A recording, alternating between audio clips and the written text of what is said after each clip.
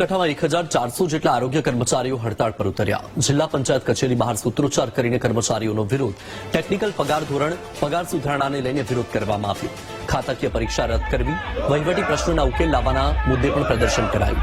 આરોગ્ય કર્મચારીઓ રેલી સ્વરૂપે કલેક્ટરને આવેદનપત્ર આપીને રજૂઆત કરશે। આરોગ્ય કર્મચારીઓની હડતાળને પગલે આરોગ્ય સેવાઓ ખોરવાશે।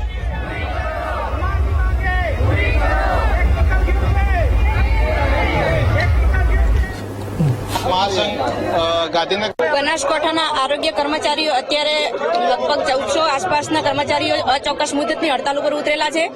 એના અગાઉ પણ અમારા બંને જ મુદ્દા માટે અમે ટેકનિકલ કેડરમાં સમાવેશ કરવા અને પગાર સુધારણા કરવી, અને બીજો મુદ્દો અમારો હતો કે ખાતાકીય પરીક્ષા મુક્તિ આપવી।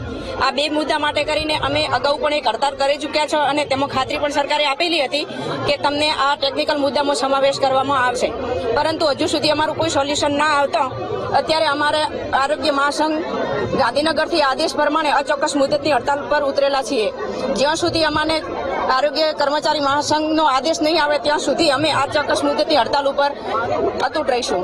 મહાસંઘ ગાંધીનગર ખાતેથી બનાસકાંઠા આરોગ્ય મહાસંઘે અચોક્કસની હડતાલ આપી છે, જેના અનુસંધાને અમને ટેકનિકલ પગાર ધોરણ આપવા બાબતે અને અમારા ઉચ્ચતર માટે એક ખાતાકીય પરીક્ષા આપેલી હતી, જેના અનુસંધાન તેને રદ કરવા બાબતે, અને જે ખાતાકીય પરીક્ષા બીજા કેડરની ટેકનિકલની નથી એ બાબતે હડતાલ આપેલી છે। બનાસકાંઠાના કેટલા કર્મચારીઓ જોડાયા? અંદાજે 1500 જેવા કર્મચારીઓ અચોક્કસની હડતાલ પર જોડાયા।